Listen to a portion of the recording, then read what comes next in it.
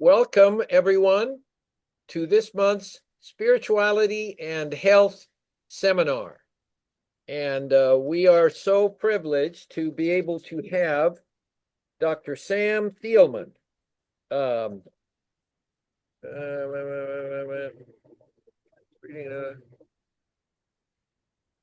Okay.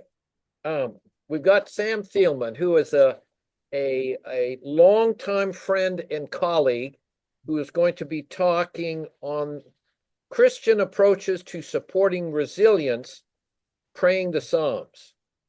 Now, Dr. Thielman is adjunct associate professor of psychiatry at Duke, currently living near Asheville. And as we all know, all of the trauma from Hurricane Helene there, he's been helping people out there. From 2000 to 2016, he was a regional psychiatrist for the U.S. Department of State. During the 2000s, he and his family lived in Nairobi, Kenya, where he supported U.S. government employees in East and Central Africa. He's published numerous papers on the psychological effects of the 1998 Nairobi embassy bombing on Americans and Kenyans. During 2014 and 15, he served as senior advisor for resilience at the Foreign Service Institute as part of a team that developed a resilience training curriculum that received the Training Design and Development Award of the Federal Training Officers Consortium. In addition, Dr. Thielman has an ongoing interest in the connection between spirituality and mental health. Among his recent publications are The Fraught History of Psychiatry and Christianity, published as the first chapter of Christianity and Psychiatry, the book by Springer in 2021. Another article, Treating Evangelical Christians, Challenges and Opportunities, published in Psychiatric Services, and then Praying the Psalms, From Trauma to Resilience in Tackling Trauma by Langham Global Library in 2019. So it is with great pleasure that I turn things over to my buddy, Sam Thielman. Take over, Sam. Okay, thanks, Harold. So let's see. Let me get my slides up here. Okay. So am I audible and is everything visible? Yes.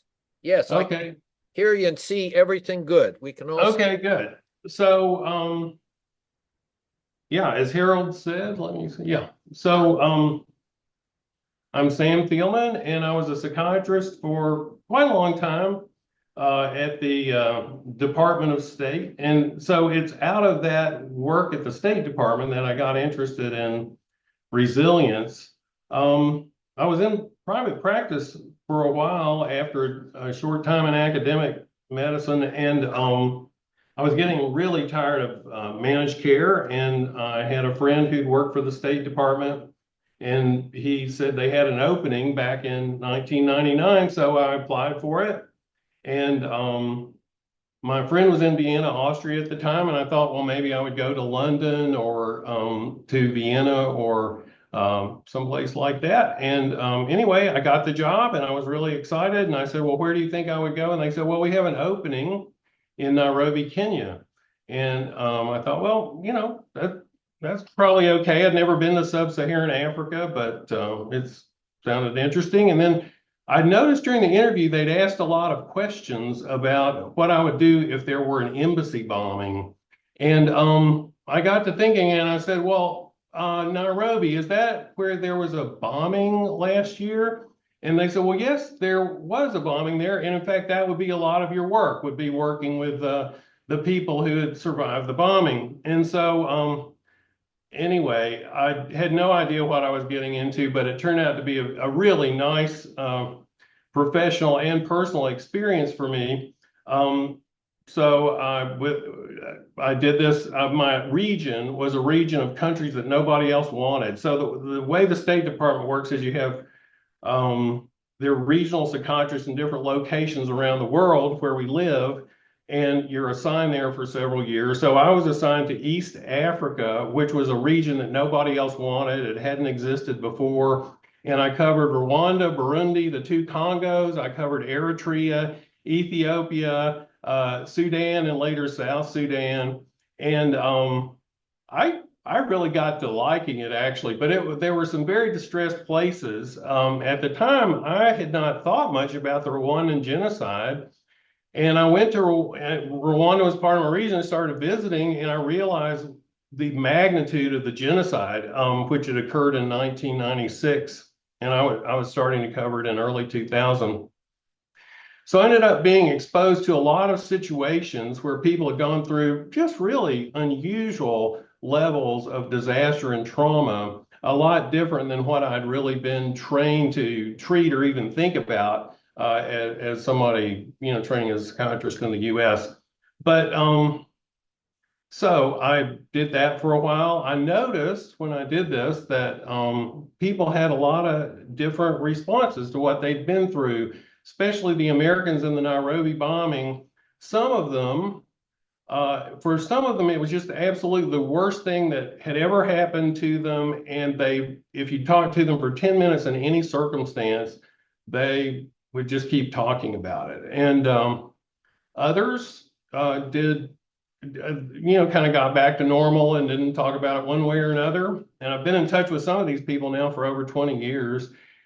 And then there was a certain group where they actually seemed to have new insights as a result of their experiences in the bombing. And it was very unusual. But I just sort of observed this as a clinician, and then later thinking about it and writing about it, I got to thinking about and learning about terms that I hadn't known about before, like post-traumatic growth and so on. And so anyway, I was in Nairobi for an extended period of time. I later went back to Washington. We worked on the response to the invasion of Iraq while I was back there. Then I went back to Nairobi for another tour. And when I was wrapping things up, one of my friends said, "Well, Sam, I would like you to come back and be the senior advisor for resilience here at the Foreign Service Institute in Arlington." And my friend was named Ray, and he's someone I'd known for a long time, and he was head of the what they call the transition center there, which sort of helps people make transitions from different places to new places. And so Ray had gotten interested in resilience. I said, "Ray, I don't even know what resilience is. I don't know what you're talking about.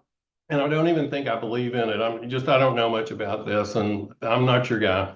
And he said, no, Sam, you do know about it, and you just don't know that you know about it. And so he said, "Come on back and be part of our group." He had a little group they sarcastically called the Lord's Resilience Army, which was, there's this Lord's Resistance Army, which is a horrible military group in northern Uganda, but that's the bleak humor of the State Department. So they called us the Lord's Resilience Army. And so we worked on a training curriculum back there. And I actually found the concepts of resilience really useful. So here's the East Africa after, this is the Nairobi bombing, just to kind of give you some idea of, that. Our definition that we use back there, and when you look up resilience, there are lots of, there are quite a few definitions, but I became very impressed that it was a valuable concept, largely based on older literature having to do with protective factors and a variety of sort of bases for thinking about resilience. But anyway, the resilience was the capacity to adapt successfully in the presence of risk and adversity, and to bounce back from setbacks, trauma, and high stress. So this is kind of a twofold definition and you find this to different degrees in almost all definitions, but one is just sort of coming back after a trauma, and the other was to sort of thrive in sort of high pressure assignments. And we had both of these in spades in our work in the department around the world. And we got really interested because of our location in this the resilience factors that Southwick and Charney described in this book, Resilience, the Science of Life's Mastering Life's Greatest Challenges. It's in its third edition now. And so Southwick and Charney in that book identified 10 factors they called resilience factors. And among these was religion and spirituality. And I really sort of like that. And but then there were other things in the resilience concept that I thought it was just interesting. I didn't read about it very much in the kind of the psychiatric literature that I was thinking about and exposed to.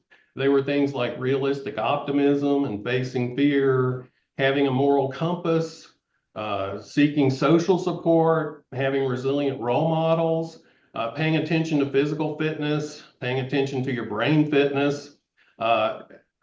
People who were resilient tended to have the trait of cognitive and emotional flexibility.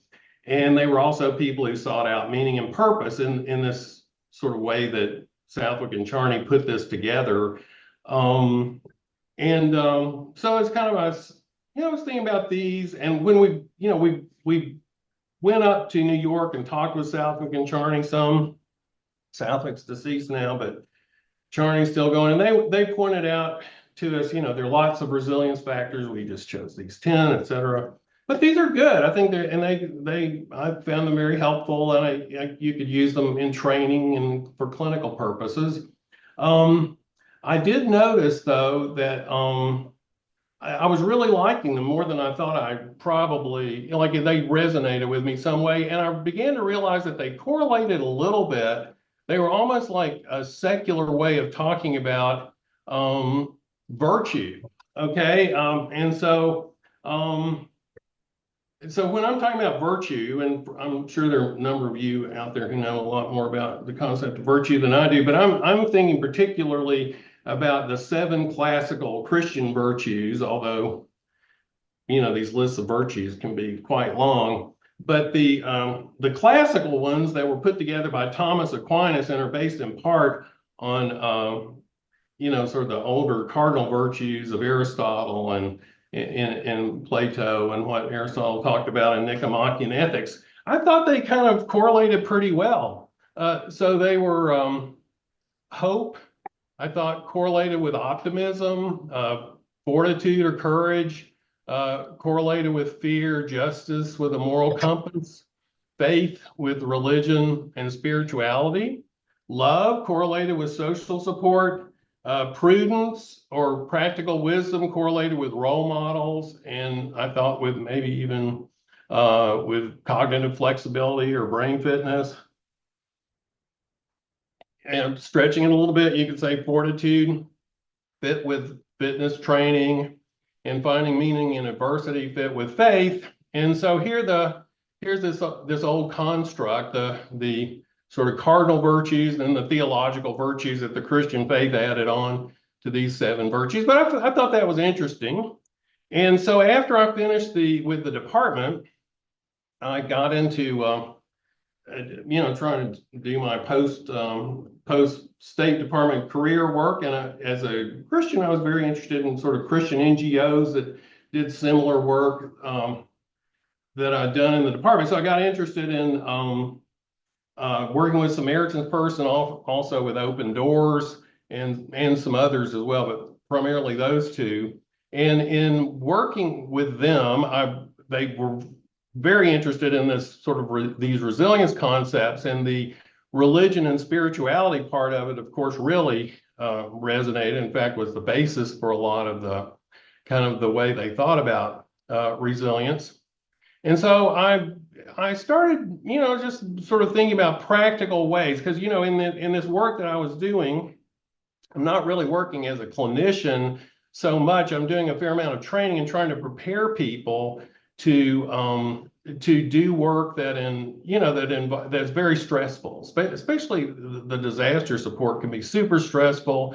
The places that these doctors work with Samaritan's Purse and Papua New Guinea and Togo and the remote parts of Kenya, South Sudan. They're very, they can be very, very stressful places. And I think this kind of preparation with resilience training can be helpful to them. And, but I was very aware that people were really into mindfulness as it has to do with the, with resilience, and that wasn't fitting with a lot of people. And in fact, I became aware that there was a certain amount of literature on mindfulness that critiqued even the use of the concept the way it's typically used in mental health. They felt like it was sort of decontextualizing it out of its Buddhist origins and, sort of corporatizing it. I don't know if you're aware of this book called Mindfulness that I ran across about sort of the corporate sort of buy into mindfulness as a way of helping people to, sort of work harder and so on. But anyway, I was thinking, well, I definitely would like to have a Christian way to approach this that didn't involve sort of instrumentalizing some sort of aspect of the Christian faith the way that has been done with mindfulness. So at the time I started thinking about this, I was actually back then I was still with the department. I was in London. I was attending an Anglican church, and I noticed that they had the Psalter in the back of the prayer book that was rarely used. But I wondered what's the history of praying the Psalms in the church. And then as I looked into it, I realized that this is a way of spirituality that the church has really done for a long time that might support resilience without really being something that would you would sort of commercialize or whatever. And so I started praying the Psalms myself as just a kind of a way a research study with an N of one, me, and to see how it was working. It was working pretty well, so I started sort of talking to people about it in these organizations. They resonated with it. In fact, some of them were doing it and others weren't. The Psalms are interesting to me also because they're very ecumenical for people, like, especially with Open Doors, they're working with a lot of different groups. So I'm a Protestant by upbringing, but Open Doors worked with a lot of Orthodox, with a lot of Catholics in these persecuted areas. But something like the Psalms was really something of interest to all the Christian traditions. It was, in fact, Protestants probably had the least interest in the Psalms of the different groups. Now, here's a quote, I'm going to throw in here as a transition from Judith Herman in her older book, Trauma and Recovery, but I think it kind of summarizes the phenomenon that happens with traumatized people that I think the Psalms can speak to. So she says, traumatic events call into question basic human relationships. They breach the attachments of family, friendship, love, and community. They shatter the construction of the self that is formed and sustained in relation to others. They undermine the belief systems that give meaning to human experience. They violate the victim's faith in natural or divine order and cast the victim into a state of existential crisis. Now, the way this is stated, it sounds like that happens, with everybody. I don't really think that does happen with everybody, but definitely, these traumatic events can really shatter your worldview. And so I'm putting that out there at this particular point because I think the Psalms, the way Christians have prayed them, over time actually speak a lot to the experience that people have in times of distress and despair. And this is a very complex subject when you get into it, but there are lots of types of Psalms. Some of them are individual prayers. Some of them are corporate prayers for Israel, about Israel. Some of them are messianic Psalms and royal Psalms. They're Psalms that are kind of wisdom Psalms that don't even seem to be a prayer. And so when you think about, well, how would you even pray these, or is it proper to pray them? So I wanted to but I'm realizing, well, people definitely do this, and they've done it for a long time. Here's some things that I kind of thought about that the Psalms are the second most quoted book in the New Testament from the Old Testament. The ancient Jewish people prayed the Psalms because that's why the church prays the Psalms. The early church definitely prayed the Psalms, and they didn't just pray them as part of corporate worship. You know, there are people praying these as their own individual prayers. And Jesus Christ prayed the Psalms in the New Testament. And when Christ is dying on the cross, when he said, my God, why have you forsaken me?" He's praying Psalm 22:1. And if you read that psalm, he's very clearly adapting that as a prayer in that situation. In Psalm 31, later on, when he says, into thy hands I commend or commit my spirit, that's from Psalm 31:5. And the next line in this psalm is, "For you have redeemed me, O Lord, O God of truth." So it's a hopeful kind of prayer that he prays at the end at the crucifixion. So the Lord set the example. So we've got that. But there's lots of other info on this, but how to do it, that's the issue. And in fact, Dietrich Bonhoeffer, he made me think a little bit about what we're claiming to do when we're praying, because he says if you're really praying to the Creator, if you claim to be creating to God the Creator, you probably just can't utter just anything that pops into your head to that type of to God. Okay, so he says, and many others say that the Psalms are God's words given to us to pray to Him. And then Bonhoeffer also says for Christians who are praying the Psalms, you're going to pray this in light of Christ. So he says the book of Psalms is distinguished from all other books of the Bible by the fact that it contains only prayers.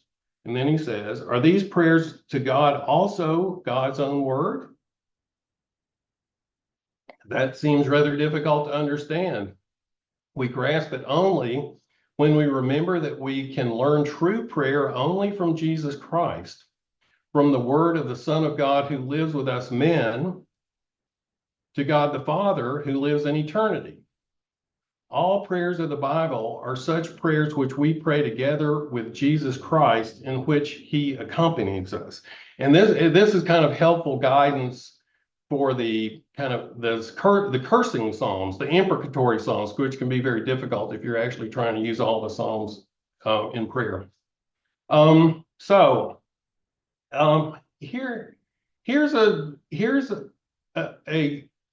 this is an observation from this Pius Drevers, is his name. He's a Dutch Catholic priest who wrote an influential book on the Psalms in 1965. And it's just another observation on how one could pray the Psalms. And I'm going to show, hopefully really soon, how this connects with resilience, but hopefully you're already to see. When we delve deeper into what lies behind the literal sense of the words of the Psalms, we bring to light a new spiritual meaning, which is the full depth of what lies buried under the surface meaning of the text. This deeper, holier meaning can be discovered in the period after Christ, because in his light, the text takes on an altogether new perspective. It is the new dimension which has been added to the development of the history of redemption by the coming of Christ. When we explain the Psalms in this way, we come at once into immediate living contact with revelation. So he's explaining how praying the Psalms brings us into contact with the transcendent, with God. And so that's one thing when people talk about resilience, how religion and spirituality works. It brings people into contact with the transcendent. So I won't read these two quotes here. If you want to look into them, just download the PDF. But I put them up here to point out that in the early years of the Christian church, the Psalms were widely known by Christians. So this wasn't an unusual practice. Here's Theodore of Mopsuestia, who I'd never heard of. And I thought he was quite obscure until Open Doors had me do a talk on resilience in Erbil, Iraq, and I was speaking to these Assyrian Catholic Christians that who had been some of them had been captured by ISIS and others had been tortured by, been sort of terrorized by them. But anyway, I was mentioning Theodore Mopsuestia, and all their ears perked up, and he was a real hero over there. So anyway, he's like an Eastern bishop. But anyway, of other scriptures, most men know nothing. But the Psalms are repeated in private houses, in streets and marketplaces, by those who have learned them by heart and feel the soothing power of their divine melodies. So this is an old practice. So 3 ways Psalms can support resilience. 1, by supporting the resilience factor of religion and spirituality. So I think they provide a means of connecting to the transcendent, God, by giving voice to the experience of extreme stress and by providing a way of channeling these thoughts toward God. I think they can do it by providing us a way to offer gratitude to God in difficult circumstances. And then they're also a way of meaning finding. So here I'm calling this, so I'm going to give you some examples of Psalms where I think this happens. I think you'll be able to see. I'm not going to read the whole Psalms, even though I might put them up here. But I'm going to read some of it. So I think the Psalms for somebody who's going through very difficult times and has access to this, has hopefully previously kind of been involved in it. So this isn't something you can just kind of offer to people in the midst of the crisis, but so this is something one would do before, during, and after something has happened. But here's from Psalm 38. I'm like a deaf man, I do not hear. Like a mute man who does not open his mouth. I have become like a man who does not hear, and in whose mouth are no rebukes. Now, so whatever the original context of this is clearly, these Psalms have been taken on for years by the church. So you can take these on in an informed way. And actually, Thomas Merton says, don't even use a commentary with the Psalms, just pray the Psalms. But you can use the Psalms as a way to express your feelings during distress. So here's just one example from Psalm 38. There are quite a few. But to me, some of these sound very much like somebody might have depression, but maybe not. Maybe they're just in the middle of some very stressful thing and feel this way. Here's from Psalm 39. I was mute and silent. I held my peace to no avail, and my distress grew worse. My heart became hot within me. As I mused, the fire burned. O Lord, make me know my end, and what is the measure of my days? So if you're thinking of this as Christian tradition has, as God's words given to us to express to him, that's helpful. That's helpful. It's not just David's journal, in other words. Here's from St. Athanasius. So there's a letter, it's called the Letter to Marcellinus. It's all about the Psalms, and he writes to this guy, and he says an old man taught him this, like a hermit or something, taught him this way of thinking about the Psalms. So Athanasius was writing in the early 300s. He was kind of a little bit before and during the Council of Nicaea. So after the prophecies about the Savior and the nations, he who recites the Psalms is uttering the rest in his own words, and each sings them as if they were written concerning him. And he accepts them and recites them not as if another were speaking, nor as if speaking about someone else, but he handles them as if he is speaking about himself. And the things spoken are such that he lifts them up to God as himself, acting and speaking them from himself. And it seems to me that these words become like a mirror to the person singing them, so that he might perceive himself in the emotions of his soul, and thus affected, he might recite them. So these are shaping your experience. So here's from Psalm 69, reproaches have broken my heart, so that I'm in despair. I looked for pity, but there was none, for comforters, but I found none. For the Lord hears the needy and does not despise his own who are prisoners. So it's my experience that, and maybe yours too, if you're clinicians, that a lot of people going through these very stressful times, a lot of people who are Christian, probably other religious groups too. I know from dealing with Muslims in Kenya, it would be true of Muslims, that they feel guilty because they're having these doubts about God that they have, or they feel like they shouldn't be feeling these negative feelings that they have. But if they're using these Psalms this way in prayer, it's a real way of affirming that you have these things that you feel like you're unutterable or you don't even know how to say them, but God's given you some words to use to pray to him about what you're experiencing. Here's from Psalm 88, this really, downbeat psalm, which the last part of it says, darkness is my friend. It's a very dark psalm. I'm just putting it up here. So here's Athanasius again. In the Psalter, you learn about yourself. You find depicted in it all the movements of your soul, all its change, its ups and downs, its failures and recoveries. Moreover, whatever your particular need or trouble, from this same book, you can select a form of words to fit it, so that you do not merely hear and then pass on, but learn the way to remedy your ill. So he says God's showing you in the Psalms a way of thinking about what you're going through.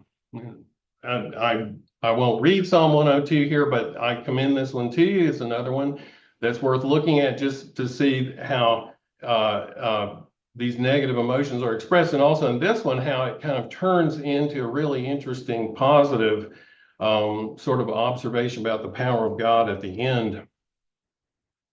And here, just for those who think they shouldn't feel abandoned by God, here's from Psalm 13. How long, O Lord, will you forget me forever? How long will you hide your face from me? And it goes on with more how longs. Psalm 42 can be read a number of ways. But and by the way, if you see Psalm 42 beginning at verse 2, that's because this is coming from this edition of the Psalms that I really like called the Revised Braille Psalms, but it's Catholic. And so if you're reading a Catholic version of the Psalms, in the Catholic Bibles, the superscript in the Psalms is verse 1, and then what the Protestants think of as verse 1 is verse 2. So it just shows I've omitted the superscript in Psalm 42. So like the deer that yearns for running streams, so my soul is yearning for you, my God. My soul is thirsting for God, the living God. When can I enter and appear before the face of God? And then he talks about his tears and his longing for God and wanting God in his heart. Shifting a little bit, the calmness is something that people really need in times of distress. And there are several Psalms, which I won't go through here, but that talk about either waiting on God or being still around God. And so the probably the most well-known of the Psalms that refer to this perhaps would be Psalm 46,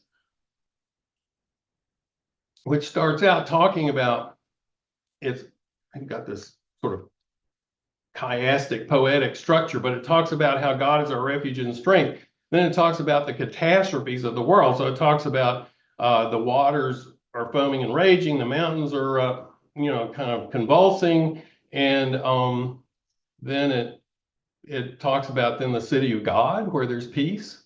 And then at the end he says, be still and know that I'm God, exalted over the nations, exalted over earth. So the psalmist is saying that God is saying to him, be still and know that I'm God. So I'm no Hebrew scholar at all, but when I looked up this word be still, it really means something on the order, apparently, of just drop everything you've got and just be still, like stop right there. So, and again, I think it's a kind of just a whole notion of calmness that can be had in God, and also that this psalm is kind of admonishing or kind of guiding the person who's praying it to have in God. So the Psalms they're very complex in terms of their understanding of the world. And I ran across this quote from C.S. Lewis that I really valued when I read it. It's about complexity and in life experience. And this isn't from Letters to Malcolm, chiefly on prayer. He says, if we are free to delete all inconvenient data, we shall certainly have no theological difficulties, but for the same reason, no solutions and no progress. The very writers of detective stories, not to mention the scientists, know better. The troublesome fact, so this is where, okay, hey, how could God possibly let this happen? Okay, the troublesome fact, the apparent absurdity, which can't be fitted into any synthesis we have yet made, is precisely the one we must not ignore. 10 to 1, it's in that covert the fox is lurking. There's always hope if we keep an unsolved problem fairly in view. There's none if we pretend it's not there. And so I think the Psalms are filled with these tensions of like, okay, like God, you did all these things for us in the past. We have all this record of it. And now I don't see any evidence of you anywhere. You're like, why are you not supporting Israel? This is something that God's giving us to pray to him, according to the way Christians pray the Psalms. So here's an example of how the New Testament handles the Psalms. So here from Psalm 44, which is a pretty long psalm, so I don't have it all the way up here, but it says, we've heard with our ears, O God, our fathers have told us what you did in their days and long ago. It was not by their sword that they won the land, nor did their arm bring them victory. It was your right hand, your arm, and the light of your face. You loved them. Okay, but then he says, yet for your sake, we face death all day long. So this is probably written after the Babylonian captivity. We are considered as sheep to be slaughtered. Awake, O Lord, why do you sleep? Rouse yourself and do not reject us forever. Why do you hide your face? Why do you forget our misery and depression? So Paul actually quotes this in Romans 8 in the New Testament, but here's how he quotes it. It's very different because that's where the psalm ends in Psalm 44. Paul says, if God is for us, who can be against us? He who did not spare his own son, but gave him up for us all, how will he not also with him graciously give us all things? Who shall separate us from the love of Christ? Shall tribulation or distress or persecution or famine or nakedness or danger or sword? As it is written, and now Paul quotes this thing from Psalm 44, this post-exilic psalm. For your sake, we're being killed all the day long. We are regarded as sheep to be slaughtered. But then he comes back. In the psalm, it says, awake, why are you sleeping, O Lord? But then Paul, his interpretation is no. In all these things, we're more than conquerors through him who loved us. For I'm sure that neither death, nor life, nor angels, nor rulers, nor things present, nor things to come, nor powers, nor height, nor depth, nor anything else in all creation will be able to separate us from the love of God in Christ Jesus our Lord. So, as people are praying these psalms in support of resilience, the way would be to think about what it meant historically, and then to think about what it means, currently. That's kind of the way that it's done. And then again, so in terms of resilient factor of gratitude, which wasn't in my list, but it's another list. The Psalms give people words of praise to say, which I'll put in here. And so just to kind of sum up, they shape our thoughts. They shape our vision if we pray them. They shape our spirituality. They point believers to the right way to live during adversity and otherwise. And they provide a way of understanding that despite tragedy and extreme stress, and despite feelings of abandonment and confusion, that God is with us even during our suffering. So I'll just pause right there and sort of invite any discussion or whatever that someone might have. That's terrific. That's terrific, Sam. So thank you for a wonderful discussion of how to pray the psalm. So now we have time for any questions for Sam on this topic. So feel free to unmute yourself and ask your question.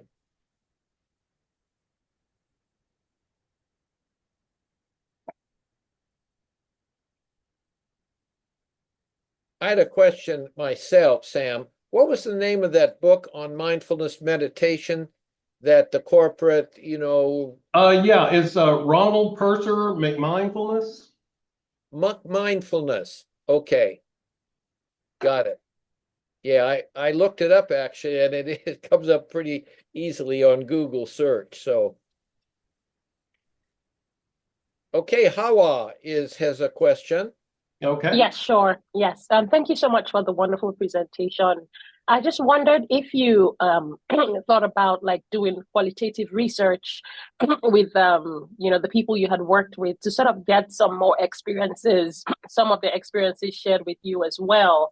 I'm wondering, sort of what they would say about using the sounds to cope, and I think that will be very rich data as well too. That could be more convincing.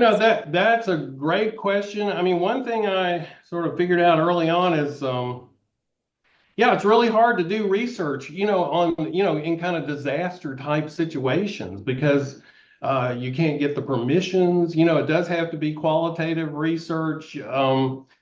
People don't really want to be studied, when they're helping, and I'm largely helping helpers right now. But I mean, yeah, I would love to come up with a method to do something like that. But the other thing is, I am sort of seeing this in the category of wisdom.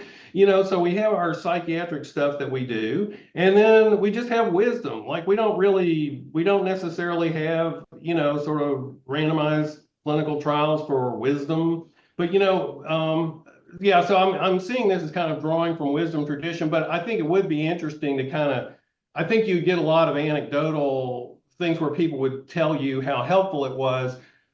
And then, of course, you can't really measure that against, I mean, other, atheists may have their own way of doing it where they were highly successful with some other method. Although I do think I have been of the observation that I do observe that like worldview does matter. So I think if you think you're in a world where it's all just chance and random and what did I do to deserve this, and that's your worldview, that to me is can lead to some dark places.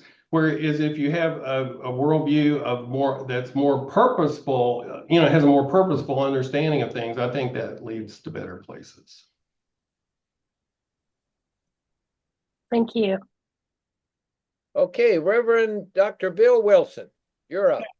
When you were just saying that, Dr. Thielman, the whole role of story you were saying about the narrative in terms of research, but I've always found it fascinating that when people have experienced any kind of religious experience that then has helped them through something that's a stress or a trauma, that the story then from that, it just seems like that's where, there's just something about the importance of story. It is, and also and not having the story just be the same repetitive sad story, but a story that's kind of can be hopefully one that you can understand in a more optimistic way or more meaningful way over time. Because one thing after the bombing, I noticed there are some people, and I know all of you have dealt with traumatized people. Some people just have the same sort of dark narrative over and over, like people didn't do this and we didn't have this happen and if only this and so on. And that's what I think things like the Psalms can really steer people away from, into some, sort of understanding things and understanding their story in a way where it can make sense, even though stuff really on the surface does not add up, and it doesn't add up according to the way you thought the world was before the disaster. So, yeah, thank you. Thank you. Thank you.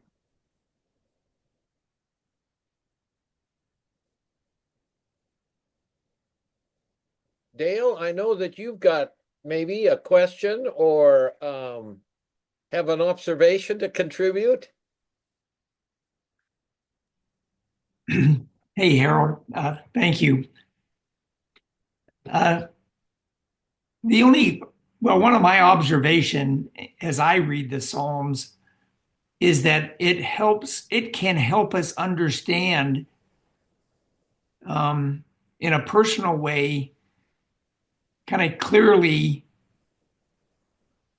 situations that we're experiencing in our life that may really help us understand the link between our faith and our health. I'm going to turn to my Bible just a second.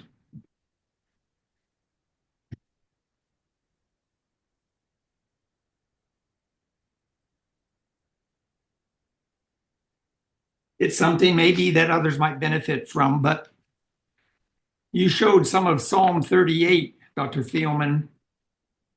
And when I was doing some research into this connection between the Christian faith and health, and reflecting on some of my own personal struggles, when I read Psalm 38 one time, something jumped out at me. It's a Psalm of David. And Psalm 38, verses 1, 2, and 3, and 4 say, "Oh God, don't rebuke me in your anger. Don't discipline me in your rage. Your arrows have struck deep, and your blows are crushing me. Because of your anger, my whole body is sick. My health is broken because of my sins.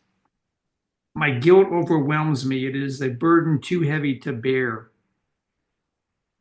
Verse 6, "I am bent over and racked with pain. My days are filled with grief." Verse 7 in the NIV says, "My back is filled with searing pain. There is no health in my body." At one time in my life, I recognized that I was in a period of intentional sin. And I had low back pain that existed for about an 8-week period. And I eventually changed my sin habit and got out of that. And 2 days later, my back pain went away. And so that was, and I didn't know that this psalm existed at the time, but years later, I discovered this psalm. And it was just a perfect explanation that David wrote about and that I can now reflect upon as truth for myself, that I was experiencing pain in my back because I was conflicted with the sin in my life. And so just an observation to share, Yes, maybe it it's might be quite helpful. interesting. It causes me to wonder how much of the pain, physical pain that people have could be because their lifestyle is not in congruency with the way God would want us to live. What psalm is that again, Dale? 38. Okay. Psalm 38, Harold. You're just reminding me, it's not exactly on point, but it's related. I noticed with the Kenyans, so I ended up treating both Kenyans and Americans at the U.S. Embassy because the Kenyans who were working for the U.S. government could be seeing the health unit. And often the Kenyans who were depressed, I learned this from the Kenyan psychiatrists too, they would express, when they were depressed, it would be expressed in physical symptoms. It would not be, I'm feeling sad, I'm feeling low. It would be, I have a headache, I have a stomach ache, for which there was no, no physiological explanation. And the Kenyan physicians were quite aware of this, and sort of, I guess they found it amusing that we'd constantly be asking the people, the psychological questions when they're coming with physical complaints as an expression of their depression. And so just so if people are, say, guilty, and then it might manifest itself in physical condition. So Yeah, thanks for your talk, Dr. Thielman. thank you. This is Fawaz. Thank you so much. Can I say a comment? Yes, please. I'm grateful, for this amazing time that I spent with you guys today. I just want to also share um, so I come from like a Muslim background, so I believe in the Quran, and it's interesting what we're saying today because exactly we echo the Bible, and I believe in the Bible because I cannot be Muslim if I didn't believe in the Bible.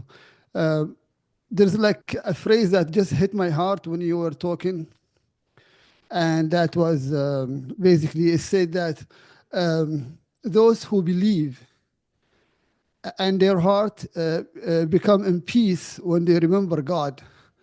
And indeed, by remembrance God, heart will be in peace. So interesting. As we teach like our patient, our student, like for meditation, when people relate to stress and how to manage stress in our life. So the act of that remembrance of God, who has the highest power over any power, it makes us like humble down and feel in peace that nothing else can harm us without the will of God. So, so I'm really grateful. I just want to share that it's all about believing in the highest power, that who is the one gonna relieve our suffering, and when you remember that and you think about it, nothing really it feels it's worth a pain because everything gonna be go well once you connect with that highest power. That's the Thank you so much. Thank you very much. Yeah, that's very consistent. Maybe this is the verse you're talking about. Psalm 46:10, be still and know that I am God. I think that's sort of parallel to what you're saying. Thank you.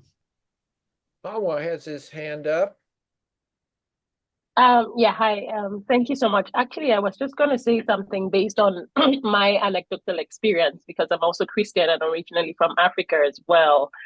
Um, and I know that, a lot of Africans have also learned to rely on God and trust in God through very stressful situations, either because of very poor access to healthcare or medical care, and very low level of reliability on the government.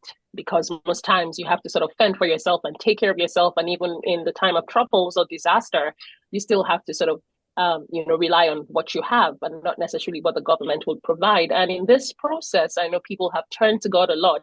So one psalm that comes to mind, I think, is Psalm 121, where it says, I lift up my eyes to the hills. Where will my help come from? My help will come from the Lord who made heaven and earth. Growing up as a child, that was a psalm that I had learned.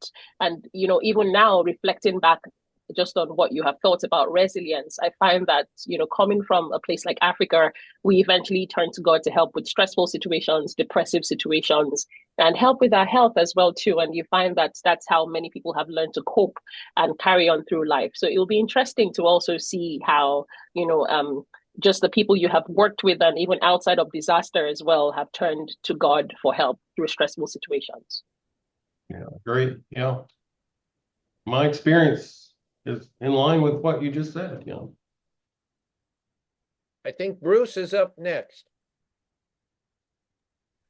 Yeah, okay, thank you. I really appreciate your talk. And I have a question.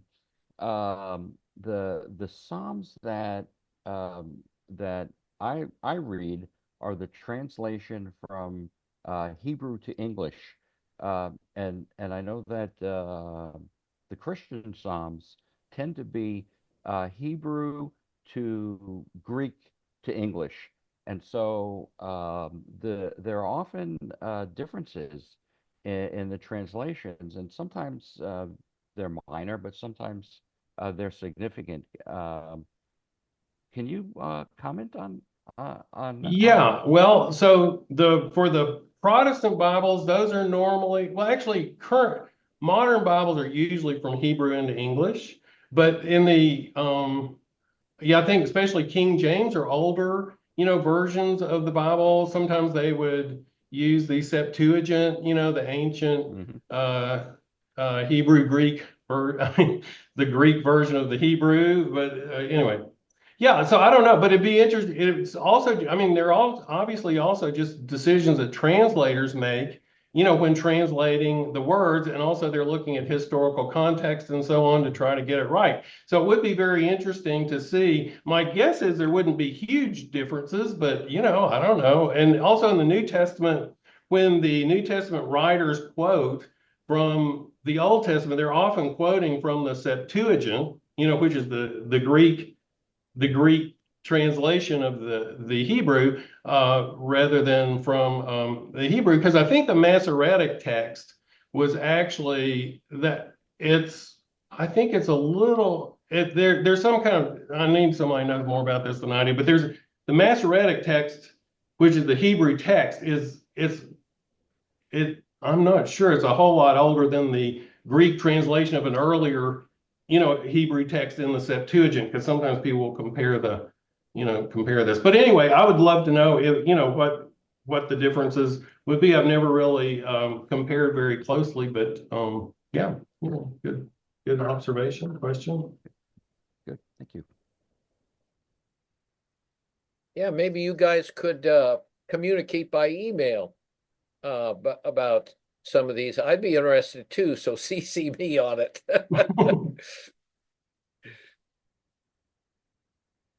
Okay, we have about 4 minutes to take advantage of this wealth of knowledge that Dr. Thielman has. So ask your questions or forever hold your peace.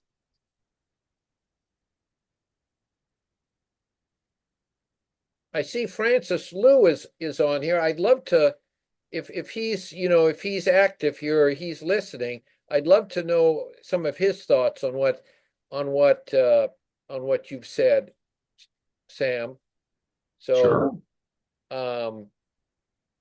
Francis Liu, of course, as you know, is a major figure in the field of psychiatry, and but I don't see him responding here. So, in any case, yeah, there he is. Yeah. Thank you very much. Yeah, it's just wonderful to hear this perspective. I'm not familiar with all that was presented today, but it was certainly fascinating, and I think it would be most interesting to correlate some of this with Christian films.